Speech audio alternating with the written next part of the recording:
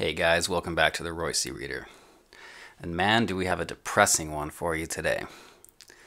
Today's article is called Why It's Good to Shame Single Moms, originally published November 28th, 2011.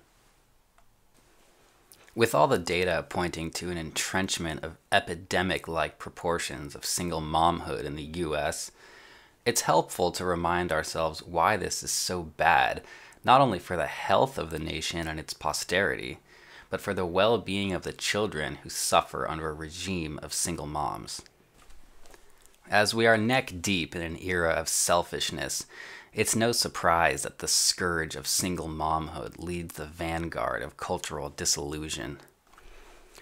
At 70% plus among Black Americans, 50% plus among Hispanics, and 30% among whites, we are heading for a future of grown-up bastard spawn bringing all their neuroses and dysfunction to bear on the social contract, which is already frayed beyond rescue.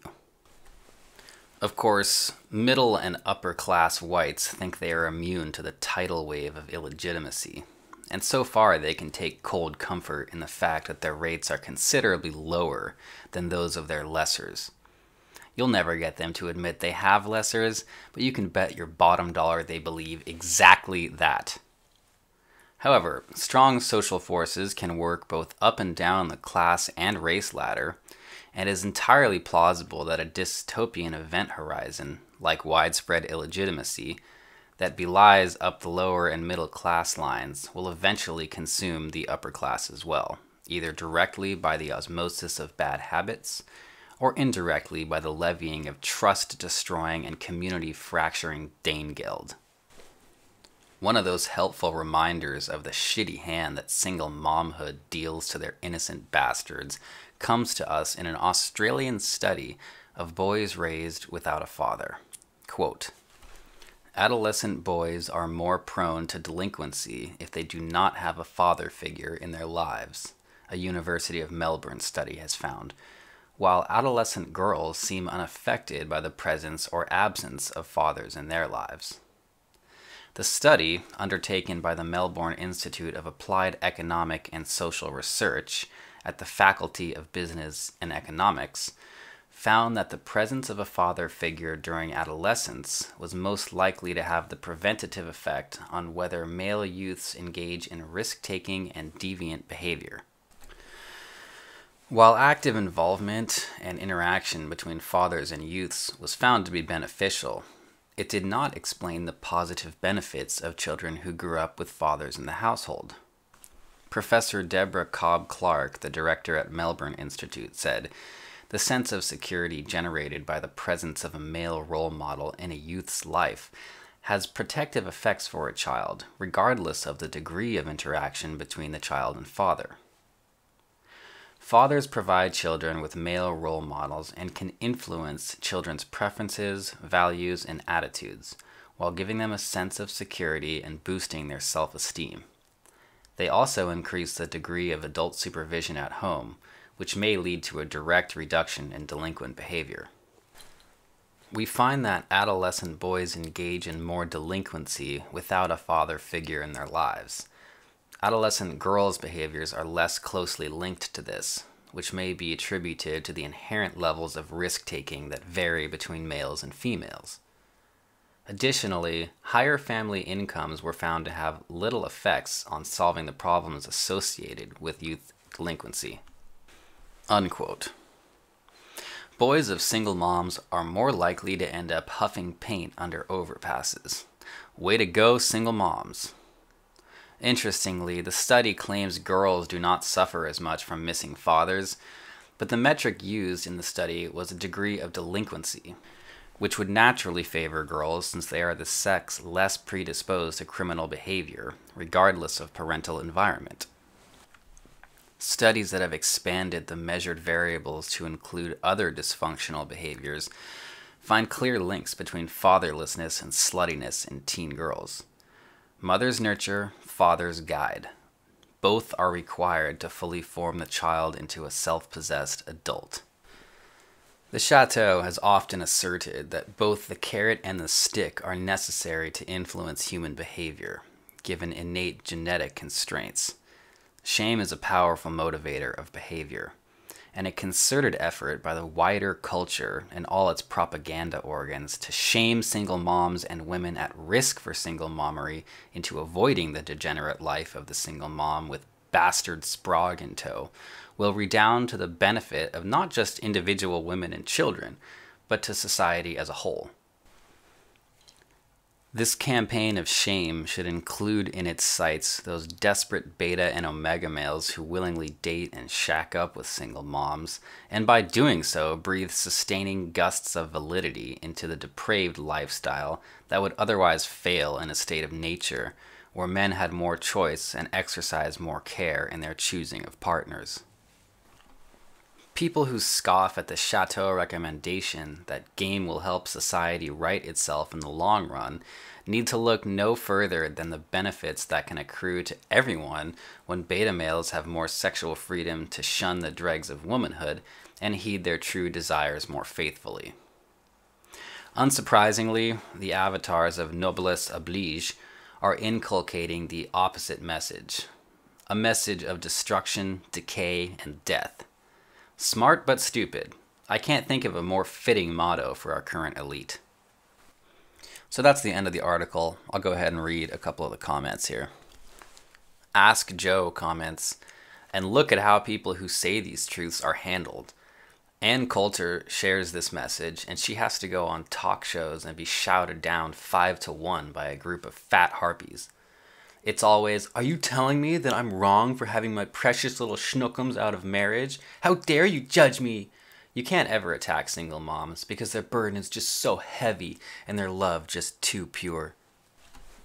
Commenter Love is Easy replies to Ask Joe saying, apparently you can't attack women, period. Women are exempt from all criticism. Women are wholly good. Women are always victims and men are villains, and that's the way it shall remain. An anonymous commenter says, the white upper middle class single mom is highly likely to be one of the married a beta, had kids, got divorced because the passion is gone types, as opposed to other ways in which women might end up as single mothers. These women are immune to whatever vestigial shame our society may still attach to out-of-wedlock mothers. They don't see themselves, and are not really seen by most observers, as being on the same level. This is why most white people don't think this affects them. Another anonymous commenter replies saying, agreed. However, what exactly does single mom mean in these studies? Number one, a mom with out-of-wedlock children who could care less about the father because he's financially raping the taxpayers. Number two, a divorced mom financially raping her children's father. Number three, a mom with out-of-wedlock children who is cohabitating with the father. The first two are definitely destroying America, while the last is just a reflection of how irrelevant and asinine legal marriage is today. Whether it's single moms, bankers, or politicians, they'll keep doing what they've been doing because it's awfully hard to shame someone when you're financially rewarding them. So there was some white knight commenter who says, and I quote, the fact is nobody knows the personal history involved when a single woman winds up alone. It could have been abuse of violence, mental illness, drugs, military death, cheating spouse, etc. Unquote. Commenter Mind Weapon is responding to that and says, then shaming might teach females to choose more with the brain and less with their hamster. Cheating and or beating boyfriends are more exciting to the hamster, but not good for the offspring. So shaming would hopefully force more women to spread their legs for guys who make better fathers rather than cheaters and beaters. Also, domestic violence laws need to be eased up. As someone working in the field of family law, I can see quite clearly that women are not sweet angels who are beat up by some evil monster. The women choose beaters, first of all. Second, they often rescind the restraining orders after getting them. And third, they often instigate the fight. But the man is the bad guy because he wins the fight. This is similar to blaming whites for genociding the Indians, etc. Everybody commits genocide, but we single out the winner as the most blameworthy just because he won? Similarly, when we accept African refugees who would have been killed, does this mean that the particular set of refugees are sweet innocents who would not have killed their enemies had they won the confrontation? Or does it just mean they lost whatever conflict they were in? We need to stop singling out winners as especially blameworthy just because they won, and we shouldn't imagine that the losers are angels just because they lost. Commenter Danger chimes in, saying, I consider whores to also be among the dregs of women. Considering such awful examples of feminine material for LTRs, or even marriage, breathes life into a future of even more flakiness, poor behavior, single mothers, and a litany of women who can have their cake and eat it too, all at the expense of men. Every time a man bails out some used-up whore from her poor decisions by committing to her, the moral hazard bell rings to alert the next crop of women that they too can ride the carousel and have no worries that a man will accept her for who she is when the wall approaches at light speed. Every flake you encounter, every single mother you date, every whore you commit to, these are all the result of a life of summation of men choosing pussy over self-esteem. To any man willing to sacrifice standards to have an LTR with some slag, know that you are the problem. Commenter Mad Biker adds, do not discount a woman's vanity when getting pregnant. Beyond the desire for celebrity status as a single mother, beyond the financial benefits of child support and welfare, beyond even the possible love the mother might feel for her child, is the simple subconscious female vanity that she is the one and only woman who will finally tame the cad, and through virtue of her being the special one to carry his progeny, he will give up his wandering ways and settle down with her, the special one, the chalice who carries his precious blood. This may be the most important driver of the issue, the idea that the power of the woman as mother can change even the most thuggish bad boy into a loving provider because her vagina is so special. It's stupid, but real. That'll do it for today's entry. This has been the Roy C. Reader with Why It's Good to Shame Single Moms. Thanks again for tuning in, and I'll see you next time.